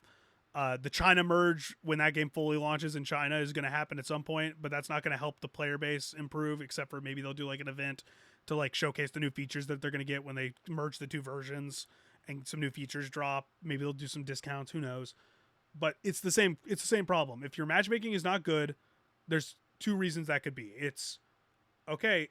Either your game doesn't have enough players, and so the matchmaking is struggling because you're not getting players at your skill base. Like the skill based matchmaking can't work as well, or some other factor like that, or you're the matchmaking itself is just terrible, like in how it's functioning. So Supervive has a lot of that stuff to work on, where it's like, okay, we've got to cultivate a community really quick and fast and maintain that to make sure people are coming back and enjoying our experience right away. They only have one chance to nail it. Once that game comes Mhm. out, they have a month to nail it. And Mhm. if they nail it, I think this game is going to be a huge success. It's going to maintain a really strong player base. It's not going to be like a juggernaut, at least to start. I don't think it's going to have like 100,000 players or whatever in the first. I'm hoping it does. I hope it does. I hope it has a really strong launch and this becomes a really solid addition to like the live service Yeah. catalog that is available that runs competitive events, because they talked about that a lot. Supports creators and does Mhm. like a whole bunch of stuff. Like they're very active in their community. All the developers and all the like the whole team is really active in the community. But the whole it almost comes down to you have a month to nail it once you launch in full. You're in the beta right now, so you're starting to try and pull people. You're starting to be like, hey, we're this, and this. Come give us a try. We're in open beta right now. We're going to stay in open beta, and we're going to have a great time. We're going to be on Steam. We're going to be here. We're tailoring the experience to our community. And then once it launches in full, they have a month to nail it to try and really lock down that community and then open the doors to new people coming in, be it word of mouth, watching a tournament, seeing content creators, whole bunch of stuff like that. Then you have the second hurdle, which is how do you survive post launch? How do we keep things going? What's the Overwatch is a big enough name that it's going to survive no matter what, even though people are complaining about the game, even though there's content creators calling for that the game is dead and all that stuff. The game is big enough. Counter-Strike, Valorant, Siege, probably League of Legends. I hear a lot of people like, "Oh, this game's dying. Yeah, the LCS is dying. All these leagues are dying." Pokemon Unite isn't big enough to like survive. Like, it is in a bad place right now because it doesn't have that mass appeal. It doesn't have that player base that is sunk. I mean, it does. There are people that feel trapped in that community because they've spent so much time in that community that if they just leave now, they've wasted X amount of whatever. Like, that time sunk fallacy is a big thing. But Dota is in like a really good place with its gameplay and its update cycle and everything right now, and it's consistently keeping its players around. I mean, there are games that the issue is how do you bring in new people and how do you retain your current audience? Because a lot of the time with Fortnite, it's okay, I'm playing this is my game I play with friends. This is I spend a couple bucks every couple months to get a new battle pass, because the battle passes run like 3 months or whatever, and you get it for like $10. And then like I bought the Shaq skin when that dropped recently in Fortnite because I play it with friends and I like the Shaq skin, and I already had the V-Bucks to buy it because I bought the battle pass and knew I was probably going to want a skin at some point. So I spent the money to do it. Overwatch is going to have that My Hero collaboration. I'm sure I'll go back and play Overwatch for a little bit when that drops. Like Valorant hasn't done the thing yet, and League hasn't done the crossover thing yet, because Riot's not necessarily for the crossover thing. But you're seeing it in fighting games now, and this is a huge thing. Tekken just dropped to mostly negative on Steam reviews because of the changes that they did. They announced that, I want to remember this off the top of my head, but they basically announced that like one of the stages wasn't going to be included in the season pass or whatever, and it was another thing. And then like Harada released a statement that was like explaining why this is the case, and like they're sorry that the communication wasn't there and blah blah blah. But that, like, fighting games operate on such a neat. They're Tekken, Street Fighter, Mortal Kombat are the big three fighting games, right? Those, like, those names. Those are going to pull their audience no matter what. They're going to pull a very big audience, but it's still niche. Street Fighter has sold like 4 million copies. Street Fighter 6 has sold 4 million copies in a year and a half. Tekken, I don't even know what Tekken's at right now. I don't know what Mortal Kombat's at. I haven't kept up with the sales numbers for them. But those games cost so much money to make, and they're operating at a loss. Without DLC, those games could not exist. Crossover DLC or guest character DLC, you're seeing Guilty Gear's gonna have its first guest character next year, because they're like I mean, Guilty Gear's in a spot where it's like just exploding to like mainstream. Like, this Strive was the first big Guilty Gear game, first one to break 1 million copies. So like, it's in a league of its own in terms of what Arxis is doing over there. But the reason you see those guest characters is because it brings new eyes, whether it be from other fighting games, like City of the Wolves, the new Fatal Fury game that's coming out, first Fatal Fury game in over 20 years, is going to have Ken and Chun-Li in it. It's trying to bring Street Fighter players over. It might have Cristiano Ronaldo in it. We don't know. We still don't know what that crossover is about, but they're trying to bring eyes to Fatal Fury that weren't on Fatal Fury before. Street Fighter is trying to do that, where it's like, oh, SNK people, come on over. We got Terry. Does he have an ultimate, or does he have a superpower? I want it to just be what's the meme where it's like the N64 logo or whatever, that everybody that comes up and it's like screaming or whatever. I don't know if that was Cristiano Ronaldo. I don't pay attention to soccer. But the idea is those games are trying to pull people in because they know that they have an audience, but that audience is niche. And without DLC, those games would not exist in the form they do. Because they're still not profitable even without DLC. Like, I don't know how profitable Tekken is or was. I don't know how much Street Fighter 6 is made post production now in terms of like it being out for a year and a half. Fortnite makes a ton of money, but Fortnite's the outlier. League of Legends is not. Riot is its bubble. Riot is a bubble. Riot is its own.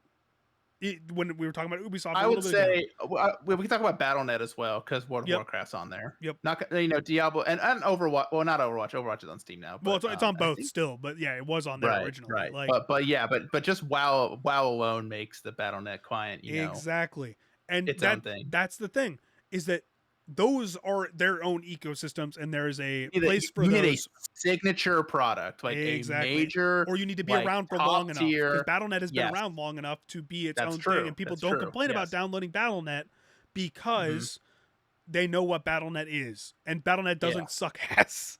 Like it's like BattleNet automatically opens if you open the Xbox app because like now they're like the same. Yeah, that's made it a little annoying, but like it's nothing. It's nothing too. Yeah, but it's the same. It's the same thing. The reason Riot gets away with it is because Riot is in that same bubble where it's like the Riot client or whatever, the Riot launcher is its own thing for its own games. And I mean, when 2X Kill launches, it's going to be like people are going to experience that for the first time because fighting games are, I don't want to say slowly moving to PC because they've been around on PC for a while, but like. Like you're starting to see the hardcore community kind of move closer to the PC, even though tournaments are still played in mass on PlayStation, just because it's easier to get PlayStations in and work without having PCs. So the idea here is that with Supervive, even though they're not trying to steal market share, they're going to have to. They're going to have to find ways to entice people to come in and entice people to stay. Like gameplay speaks for itself. The community and the communication is great. The timetable for what they want to do with release and content and updates and all this stuff, I'm sure they'll continue to be really communicative with that as the game launches because they want to be forefront with their community, and that's the best way to be transparent and keep your community happy. But where is their pull going to come from once they have their community? Because eventually that community will start shrinking if they're not bringing friends in, if they're not bringing new people in. Eventually, new games will come out and start stealing market share from them if they can't find a way to keep people coming back. Are they going to do crossovers? Are they going to do activations? Are they going to try and run tournaments in more public spaces, like in terms of like have a circuit or have some kind of content creator league or something? Because I know Mega Strikers was a huge thing for like a couple of months there because they had a bunch of content creators that had their own teams, and if you could sign up for a team and compete under them and whoever wins gets like their content creator gets to pick a character and make a skin or whatever, and everybody gets that if they won or whatever. So are they going to do stuff like that? Like there's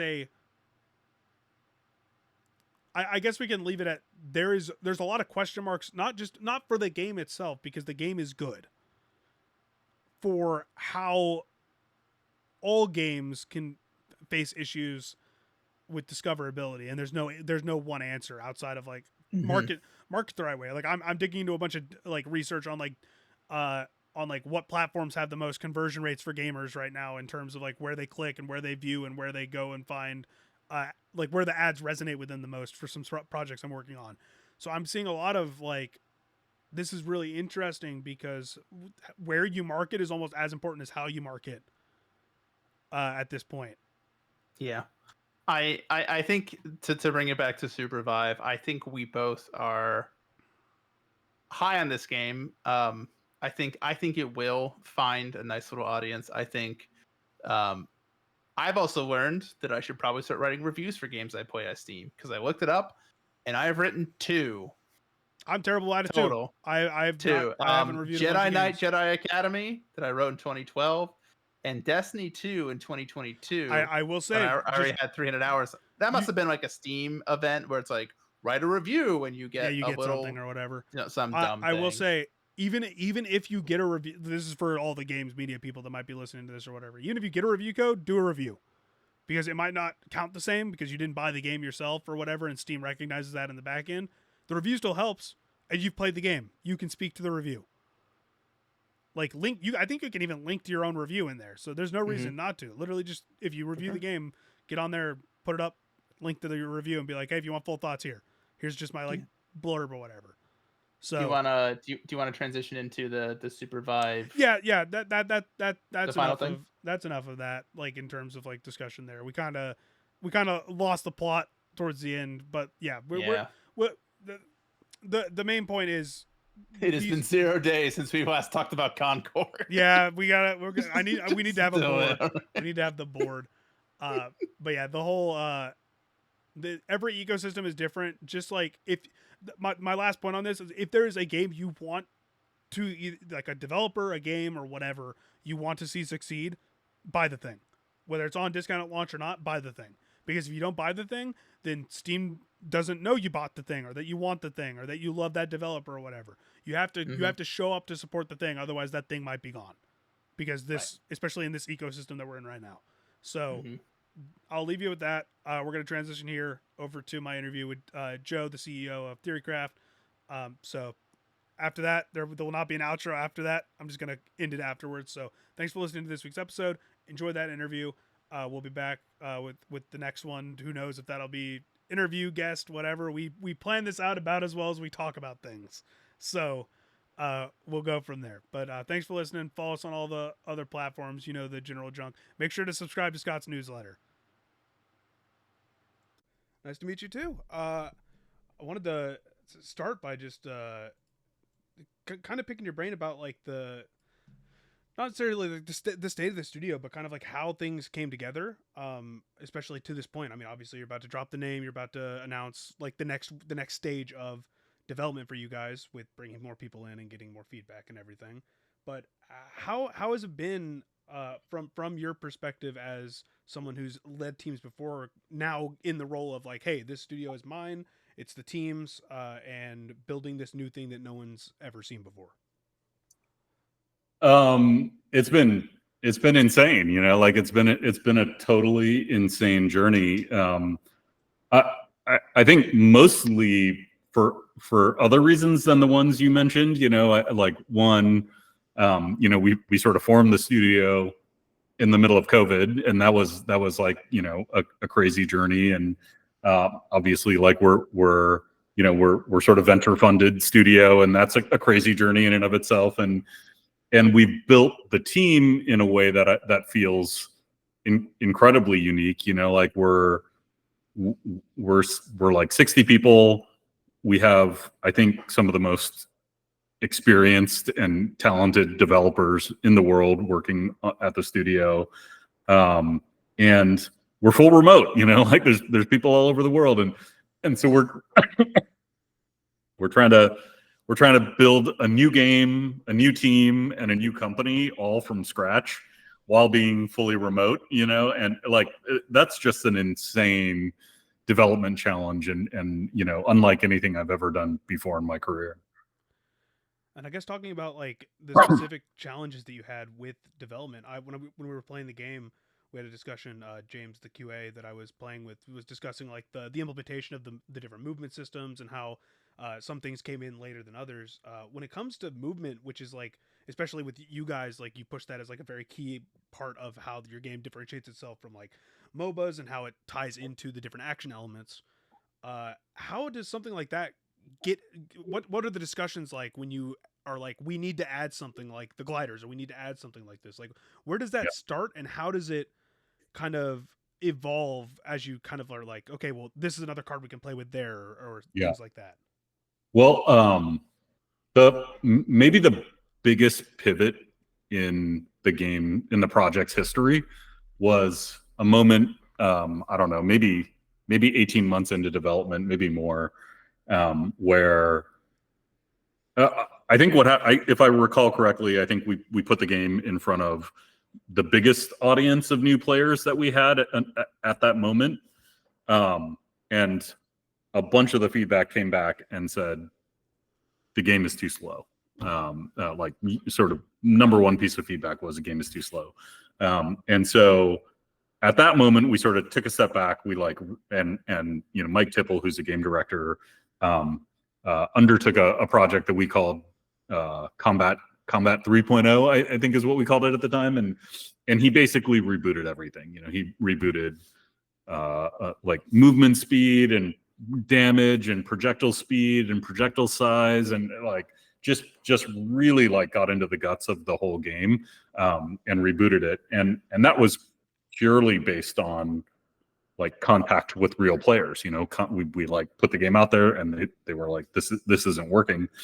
And then to maybe touch on a different example, the example you gave of gliders, that's something that actually came up as a result of what we call Freaky Week at the studio. And Freaky Week is a week where, you know, it's like you can work on whatever you want game jam yeah, style. Yeah, I know a couple different exactly. studios that do that.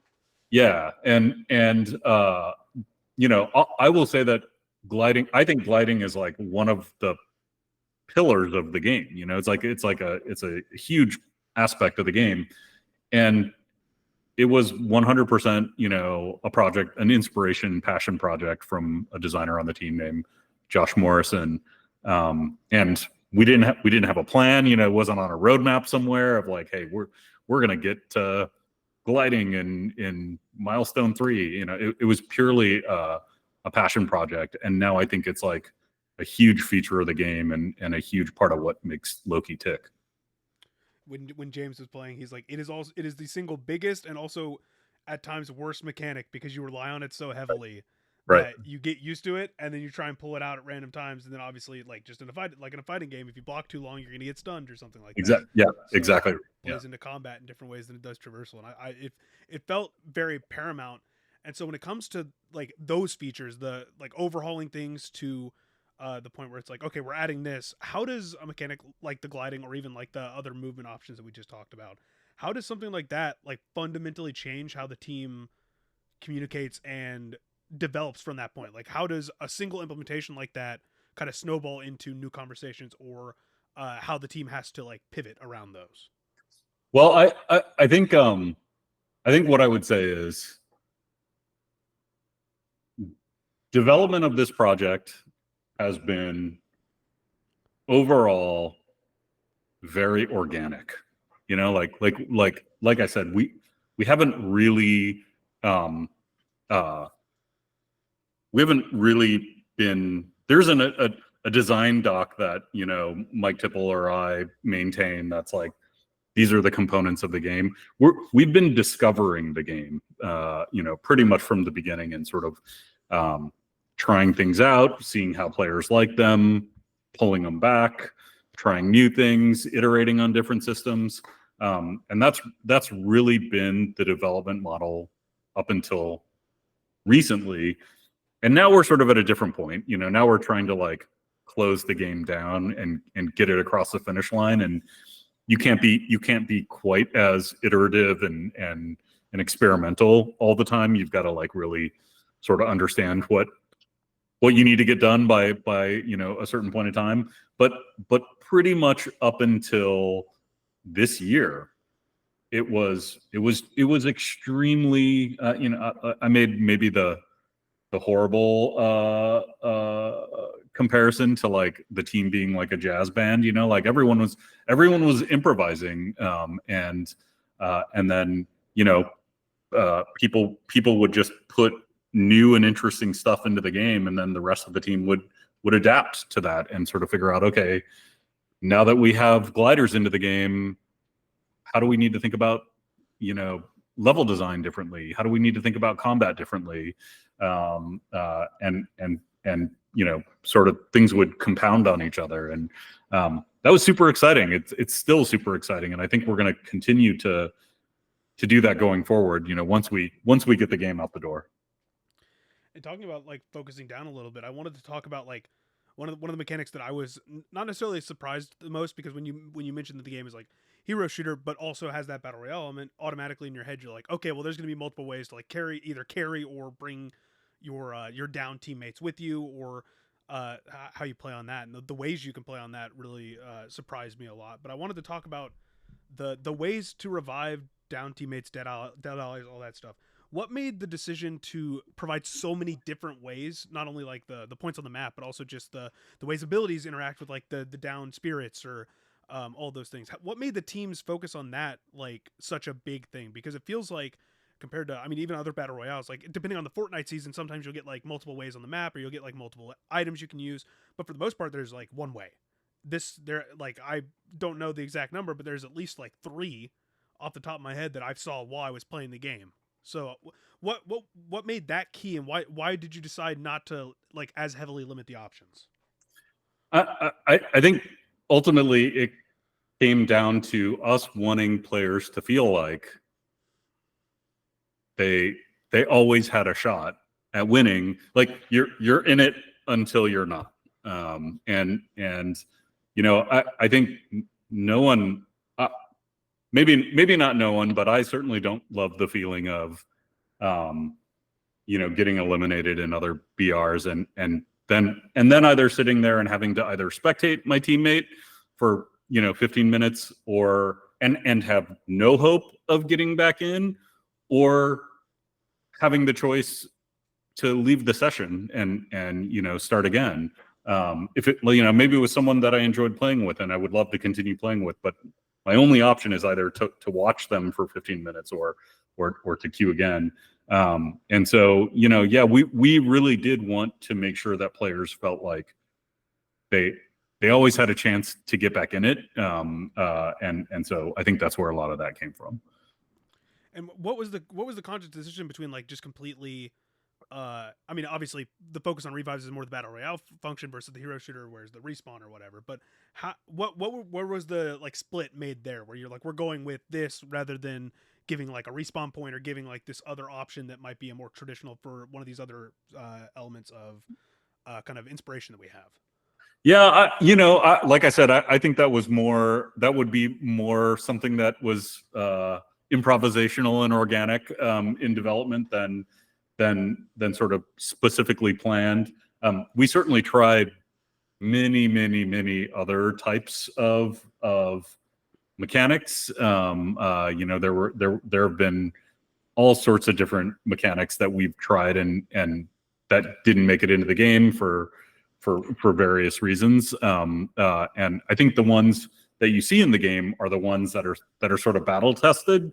And what I mean by that is, you know, we developed them, we tried them out with our community, and we sort of kept the ones that we thought were working best and got the best feedback. But yeah, there were certainly other ways that sort of are on the editing floor somewhere.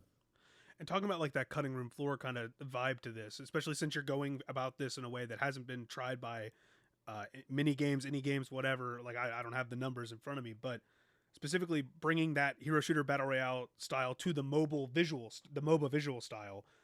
What kind of trial and error did the team have to go through, like in conversations, in like the testing, in those like Freaky Friday things, or the Freaky Weeks, whatever, where it's like, man, we really want this mechanic to be here. Like when you're playing, I can't remember the character with the shield.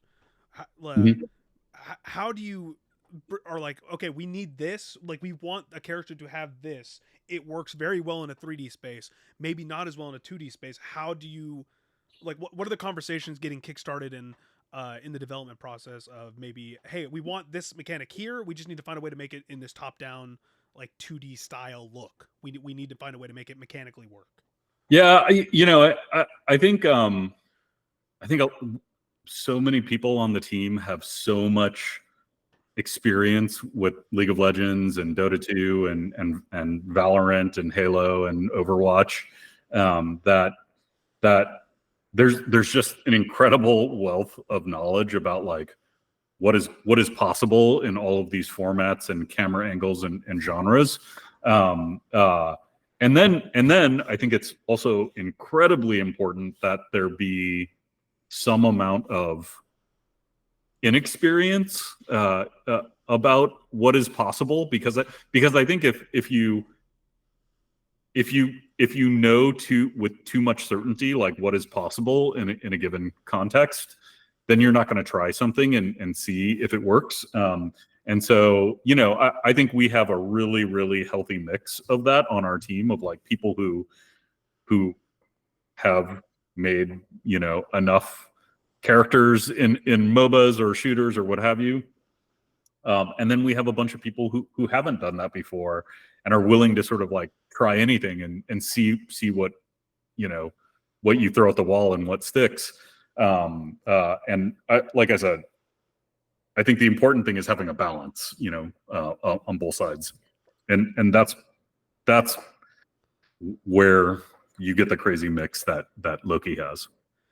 And then the one other mechanic that I wanted to speak on was the area bosses, the kind of different the different mobs that you go about that aren't just like the normal creeps that you want to farm for XP. They drop the rare loots, they drop the whatever. Yeah. What goes into like the location crafting, the decision to put them here or like have them do a specific thing?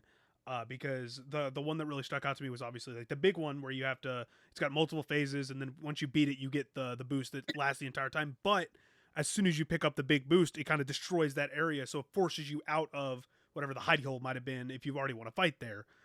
So you're familiar with the environment or whatever. Like how did that kind of just kind of like talk about like how the team went about doing that, because I think that's a very interesting way of going about those kind of like the area bosses that you're eventually you're going to know where they all are, but the way you have to approach them is very different every time, even compared to like the Barons or Roshan or whatever and the other groups.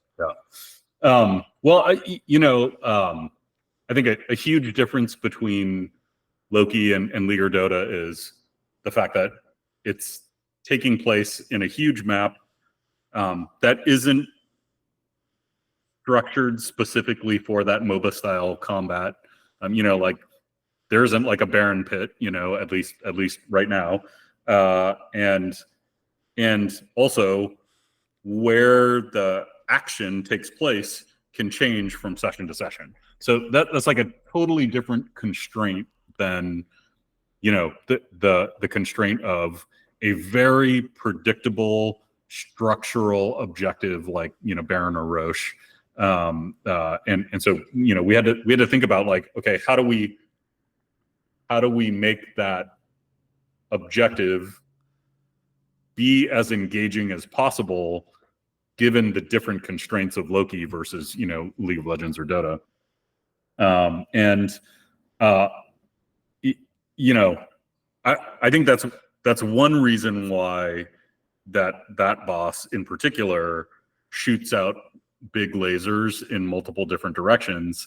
This isn't the only reason why that's true, but it's a signal, right? Like if you're a team and you're sort of like farming over here or like fighting another team over here, and you see one of those huge projectiles come across your screen, like, oh, there's something going on over there. Someone's fighting the boss. We should go check it out and see if we can third party them. And again, like all of that comes from the different context of our game versus MOBAs, for example. And really at the end of the day, those objectives are there to create interesting PvP encounters. Like the boss is there to be an objective that is desirable for all teams at all times and to create conflict. And so that's why we have it shoot those projectiles. That's why we have it signal on the map and tell on the mini map it's telling people how much time is left or how much life is left on the boss. Those things are all meant to create a really fun objective to fight over. And then going to like the overall scope of what Supervive is, where do you, as the person who's kind of just, I mean, obviously like you have your hand in the day to day, you have your hand, but you're also overseeing everything. Where do you view this game falling in like the overall competitive landscape? Because when you had your talk before the play session today, you talked about how you think the action shooter people are going to have an easier time adapting to it just by nature of like the gameplay, but they're going to have to adjust to the camera angle, versus the MOBA people who are going to have an easy time with the camera angle, but the abilities and the lethality of like your actions and stuff, especially the movement, are going to have such a divisive effect on how they're used to playing these games. Where do you kind of see this falling in the spaces that have already existed? Because right now, especially with like your tagline that you've been using the last year or so since I've been like following the game, it's the intersection of the battle royale, the hero shooter, the MOBA, but also like that fighting game element where you're trying to hit this like square like you're trying to fit the square in the circle hole, but it feels like you're doing it strategically. Yeah, I would say to